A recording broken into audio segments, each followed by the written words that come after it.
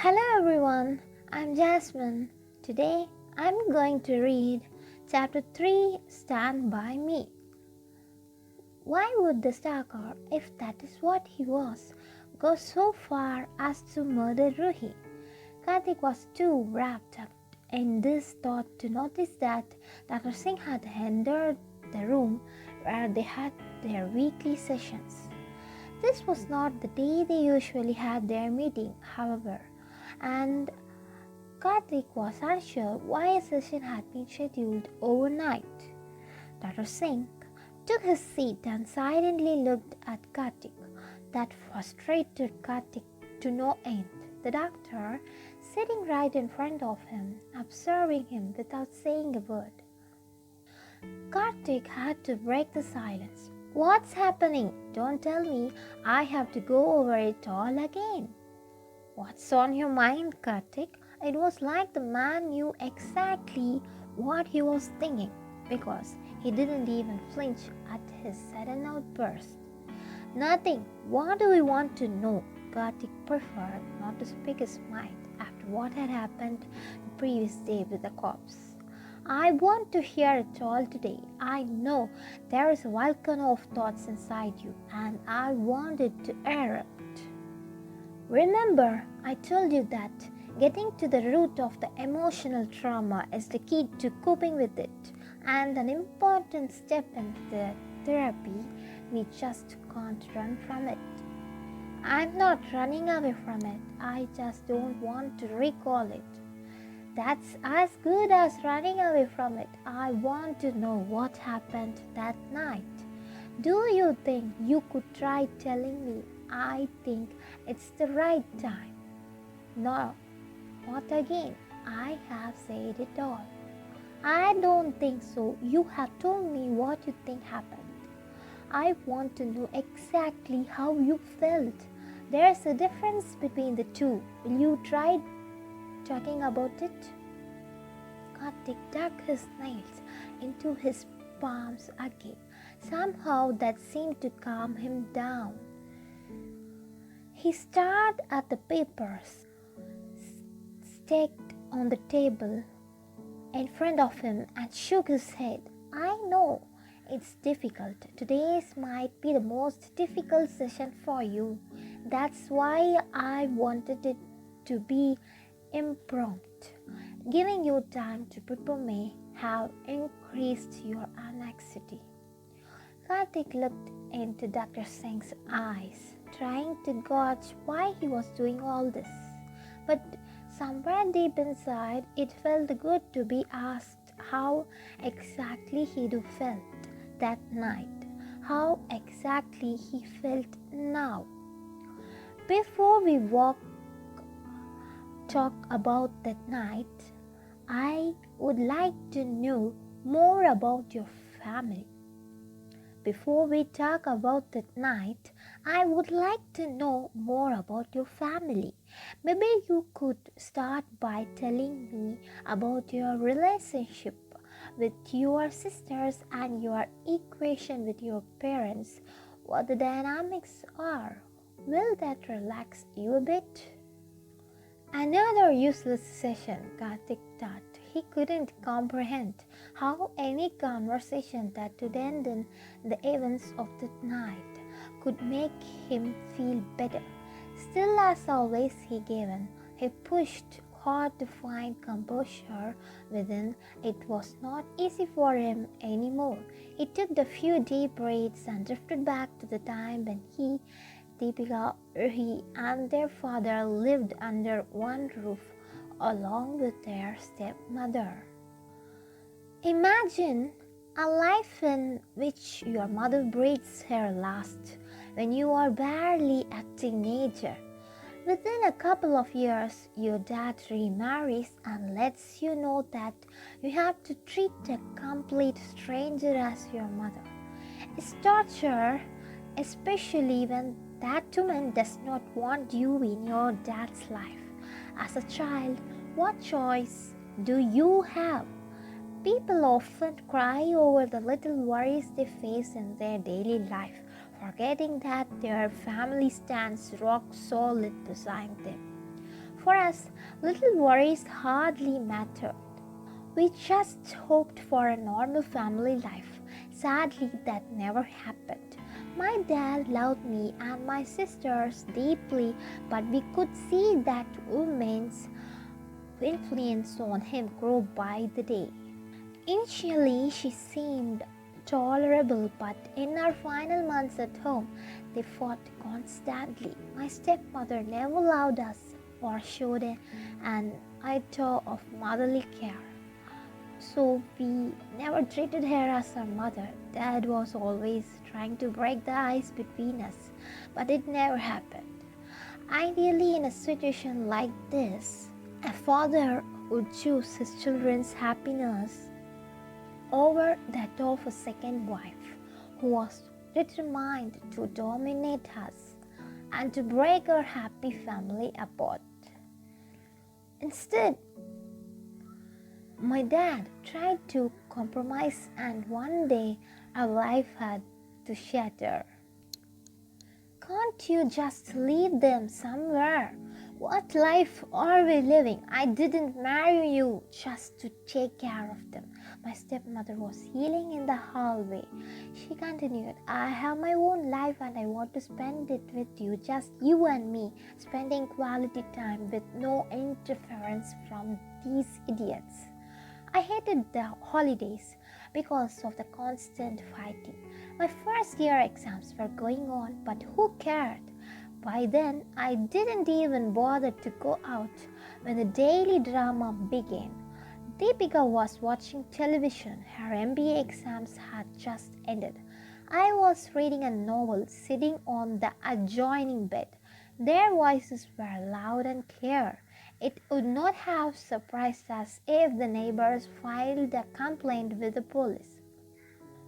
For God's sake, can we stop fighting over this? Didn't you know that I had 3 children when we got married? You know it and even promised to take care of them. Now why are you creating a fuss? It's still you and me. We do spend quality time, but you cry all the time. It's affecting their studies. These fights are affecting my work, and the entire family is getting disturbed. Why don't you understand? My dad itillated. Family? You call this a family? I'm sorry, Pravin, but this is not happening. You have to talk a decision today. It's all enough now. The argument continued even when the door opened and Ruhi walked in, welcomed by yet another pleasant scene. She barged into our room and threw down her bag. I don't get it. I just don't get it. Why can't they stop arguing? They are always bickering with each other over us. She yelled and walked into the kitchen. I'm so sick and tired of always hearing the same thing, she said, and slammed a glass down on the marble counter. Why can't you just have normal parents? Why? Calm down, Ruhi, Deepika said. She went up to her and held her by her shoulders to try and console her. I just needed to go somewhere, anywhere but here, my own house, she said. Before retreating into our bedroom again, I was still reading a book, trying to ignore all the drama in the house. Ruhi continued, I mean, they never stop. They are at each other's throats all the time. Why did they have to marry in the first place? The way they act, they should have been divorced long ago. Deepika sat down beside Ruhi, placed an arm around her shoulders, and looked at her wide-eyed. What? You just need to calm down no matter what happens.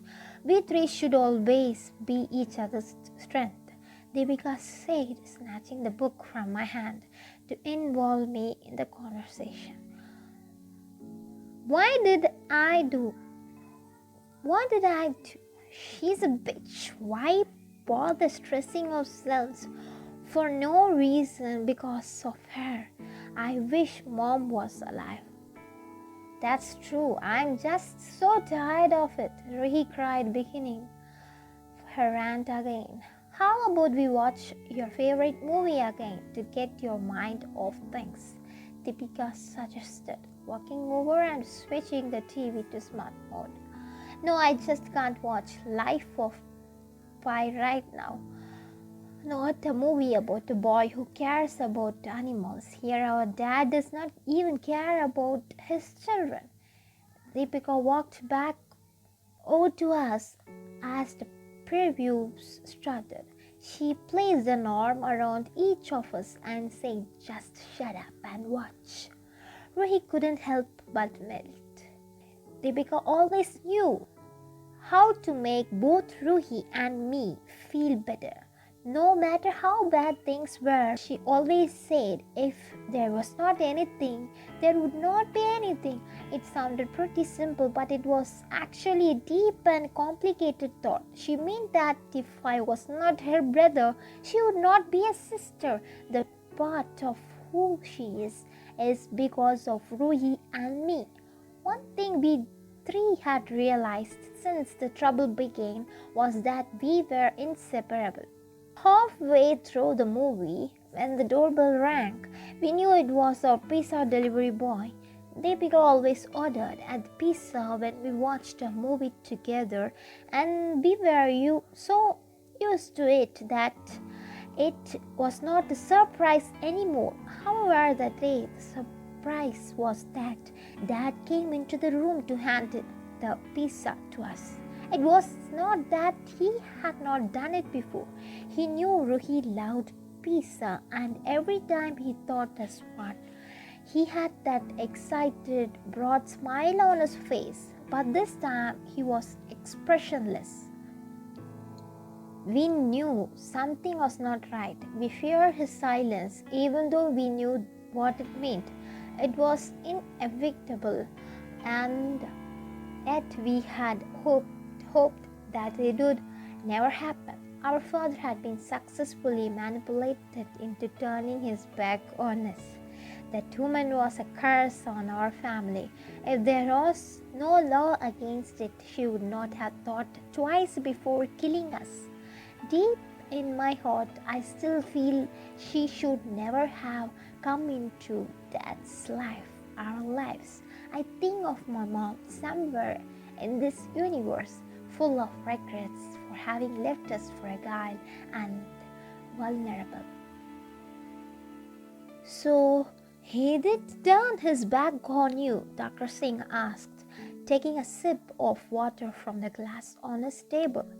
Kartik stared at the glass of water, blank-faced. Then a tear rolled down his cheek, and Dr. Singh sighed. "Are you okay? If you wish, we can stop here. I don't want you to be uncomfortable or stressed." "No, it's fine." Kartik wiped away his tears roughly and took a deep breath. The bond that had held all of us together for so long broke that day. Dr. Singh folded his arms across his chest as Kartik continued. He had to take a decision. It was forced on him somehow. I had thought he would choose us, but I was wrong. We were all wrong. He came to us with the pizza and told us that he had decided to shift us to our college hostels. Or our stepmother not only wanted to separate us from our dad, but from each other as well, and that was not acceptable. We refused. Eventually, he asked us to move to our other apartment in C Block, Section 9, Garrigon. We had no choice. "So how did you guys manage your finances, staying by yourself?" Dr. Singh asked. He seemed genuinely curious. Kartik glanced everywhere but at Dr. Singh. He didn't even try to hide his nervousness. How could he when everything about this session was making him anxious? After a brief pause, he willed himself to answer Dr. Singh's question. "The finances. Dad is well off. He transferred money to Deepika's account every month, saying it was his responsibility. In the beginning, he even spent time with us, visiting us once or twice a week, but as the years passed, he only occasionally kept track of our whereabouts. Soon we realized that we were just a liability for him. The only positive aspect of those years was the way Karthik, Ruhi and Deepika stood by each other through thick and thin. Whether it was hanging out and having fun or taking charge of household chores, they had done it all together. And it continues even now, the financial support. With every question Dr. Singh asked, Karthik was getting more and more emotional thinking of what they had to go through. Once Deepika and I started working, we told him not to do us any more favors. We were okay with letting him go so he could live his life, but Ruhi never forgave him. And why do you say that? Karthik sighed. Moments from Ruhi's birthday a couple of years back flashed through his mind. Memories are like fire. They can inspire us or burn us like nothing else can.